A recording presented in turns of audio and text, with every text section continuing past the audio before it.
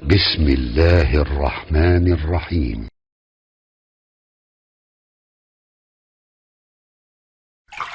Silahkan keluarkan, karena setiap ayat Quran ada fadilahnya, keutamaan-keutamaannya. Kalau ibu ingin bacakan, silahkan. Misal, ibu bacakan surah Al-Ikhlas, Qul huwallahu ahad. Al-Ikhlas itu disebut sepertiga Quran.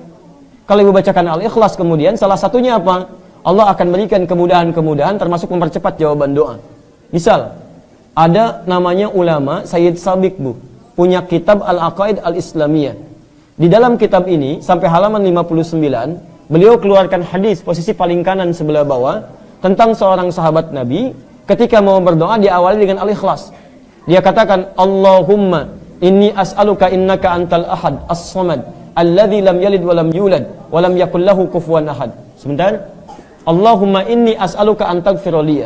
Dia mau minta, ya Allah ampuni dosa saya, cuman dia awali dengan surah Al-Ikhlas. Ya Allah, ini hadisnya sahih. Ya Allah, saya akui engkau yang ahad. Ahad, as-samad, tempat bergantung. Lam yalid walam yulad, tidak beranak dan tidak diperanakan. Walam yakul lahu kufuwan ahad, tidak ada sekutu bagimu. Permohonannya, Allahumma inni as'aluka an taghfira li. Ya Allah, mohon ampuni dosa saya. Kedengaran oleh Nabi. Tahu kata Nabi, at-tadri bimadza tas'al? Tahukah engkau bagaimana engkau berdoa? Kata orang ini, Allah wa Rasulullah alam. Kata Nabi, laqad sa'alta bi asma'illahil a'zam. Engkau telah meminta dengan nama-nama Allah yang paling utama. Idza du'iya biha ajaba wa idza su'ila biha a'ta. Kalau engkau bacakan itu sebelum berdoa, maka setiap permintaan akan dikabulkan, setiap doa kemudian akan diberikan. Permintaan diberikan, doa dikabulkan. Kapan dia memulai? Setelah membaca Qul huwallahu ahad. Di setiap ayat-ayat Quran, surah-surah Quran itu ada fadilahnya, ada keutamaannya. Al-Mulk ada keutamaannya, Al-Waqiah ada keutamaannya, Ar-Rahman ada keutamaannya, Yasin ada keutamaannya. Maka ibu baca keutamaannya, setelah itu amalkan isinya. Setelah diamalkan, maka fadilah akan diberikan oleh Allah Subhanahu wa taala. Misal, orang tua kita dulu mengatakan, kalau ibu pengen punya anak laki-laki, ganteng, soleh, maka baca surat Yusuf. Kalau anaknya ingin cantik, baik, soleh, maka baca surat. Nah, yang dimaksud itu bukan baca biasa. Dalam bahasa Arab, baca itu pahami artinya. Misal, baca surat Maryam kalau anaknya ingin cantik, perempuan, solehah. Maksudnya, kalau ibu sedang mengandung, nanti lahir perempuan, ibu pelajari surat Maryam. Kemudian bagaimana ibunya Maryam, Hannah merawat Maryam. Misal, ibunya mendoakan dulu kepada Allah, Quran surah ketiga ayat 36.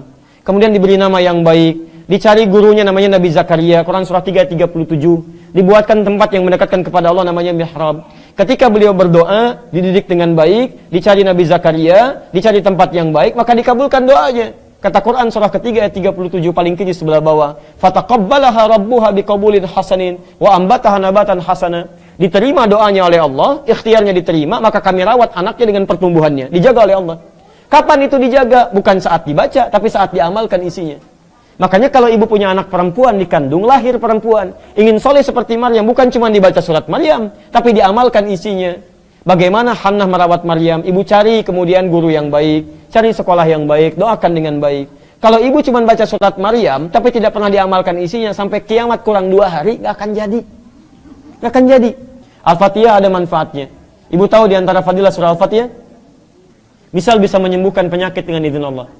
Dulu orang kena kalajengking, Bu, orang Arab, kepala suku. Disengat kalajengking Arab, Bu, nggak main-main. Kena kalajengking Arab, disengat tuh. Ya, cari obat, nggak ada obatnya. Bagaimana kemudian obatnya? Ketemu para sahabat, dikatakan, siapa yang bisa menyembuhkan? Kata dia dengan izin Allah. Dibacakan Al-Fatihah, Bu, sekali. Cuman dibacakan Al-Fatihah sekali sembuh. Padahal tidak ada obat yang lain. Begitu dibacakan Al-Fatihah sekali sembuh. Kenapa orang sekarang baca Al-Fatihah ribuan kali nggak sembuh-sembuh? Masalahnya bukan Al-Fatihahnya, karena bacaan dia tidak sama dengan bacaan orang dulu. Orang dulu dipahami isinya, dihayati maknanya, dia baca dengan iman. Jadi kalaupun ibu ingin belajar Yasin, baca kemudian isinya, terjemahannya baca, fadilahnya amalkan isinya. Setelah itu baca surat-surat yang lainnya, maka Allah akan berikan keberkahan di dalamnya. Jelas ya?